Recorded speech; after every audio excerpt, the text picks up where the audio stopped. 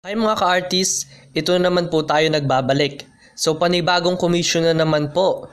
At inuna ko po talaga yung buhok at hindi ko muna ginalaw ang skin tone para maipakita ko sa inyo kung paano ko ito ginagawa.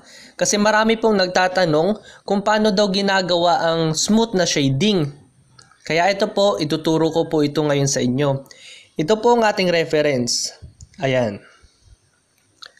So, umpisa na po tayo. Mga ka-artist, sa pag-shading po ay napakalaking parte ang ginagampanan ng ating mga drawing materials. So, dito ay gumagamit tayo ng kneadable eraser, tissue. Kung wala po kayong tissue, pwede rin po yung cotton balls po, yung bulak. At ang ating mga makeup brushes. Syempre, lapis na rin po, 8B po ito. At ang ating Mono Zero Eraser. Ngayon kung napapansin nyo po dito sa bandang ito, ay puro po muna siya puti. Kumbaga wala po muna siyang nilagay na shadings.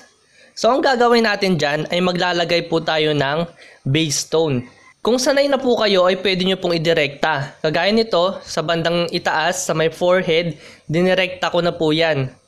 Tinira ko na po yung sa mata at doon na po ako naglagay ng base tone. Automatic na nagkakaroon na siya ng base tone habang nagbe-blend po tayo. Pero dahil baguhan pa lang po tayo, ang gagawin natin ay lalagyan natin lahat ng base tone. Para dyan ay gagamit tayo ng lapis na 8B. Okay? Ganito lang ang gagawin natin. I-shade na natin yan lahat ng pagganyan. Magaan lang po dapat yung kamay. Kahit punuin po natin yan.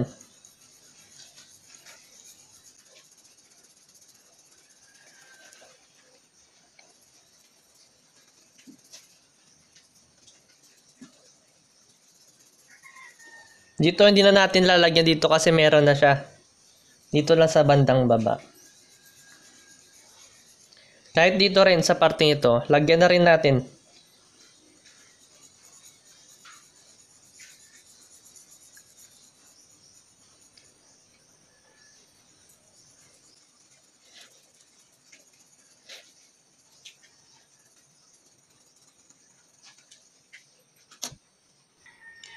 Ayan po, kung napapansin nyo ay kita po yung kanyang pinag-shadean, yung pagganyan.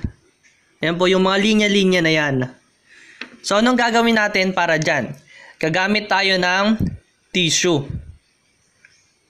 Ang purpose po ng tissue na ito ay para maipantay po natin yung i-shade natin kani-kanina lang. So gawin na natin. Pabilog ang ang motion niya.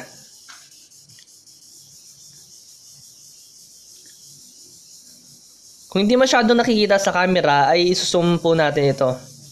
At makikita nyo po ang kanyang pinagkaiba. Yan, napakaganda ng kanyang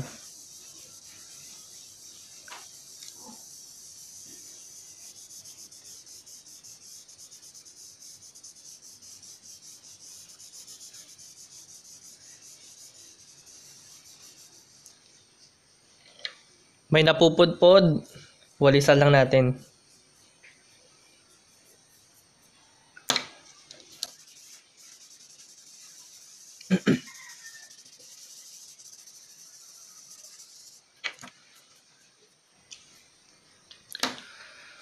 Ngayon may mga parte hindi natin maiiwasan, nakakapal ang kanyang pag-shade.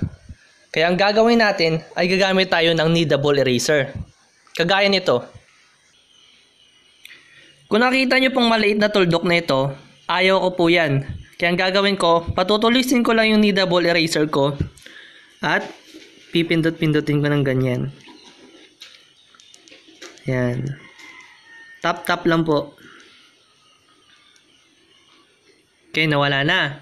Meron pang isa dito. Yun o. Ayan. Ganyan po ka-useful ang ating kneadable eraser. Yan na po yung resulta matapos nating maggamitan ng tissue. Nawala na po ang kanyang mga linya-linya at na-blend up po natin siya. Mukha lang po yung wala pero meron talaga yan. Next step ay mag-shade na tayo. Ngayon mga ka-artist, sa ating pag-shade, punta po tayo sa ating reference at pag-aralan po natin ito. Titingnan po natin kung saan po tumatama ang ilaw, kung saan po ang kanyang source ng light. At kung mapapansin nyo, dito sa bandang kanan, mas maliwanag.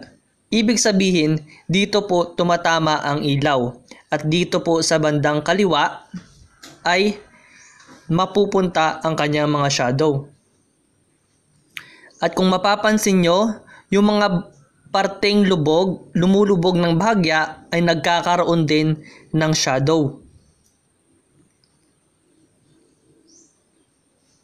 Kagaya nito, napunta yung shadow niya dito dahil ang ilaw ay nandito.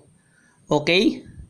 So ang gagawin natin ay uunahin natin yung mga dark tones. Unahin natin ito at ito. At ang parting dito. Ayan po ang uunahin natin sa pag-shade. Okay, mag-umpisa na po tayo. Siya nga pala mga ka-artist, sa pag-shade ng mga ganitong smooth lang at hindi naman tight yung space niya, kumbaga may gagalawan pa naman tayo, ang ginagamit natin dyan ay mga makeup brush. Gaya nito sa mga skin tone. Okay, umpisa na natin.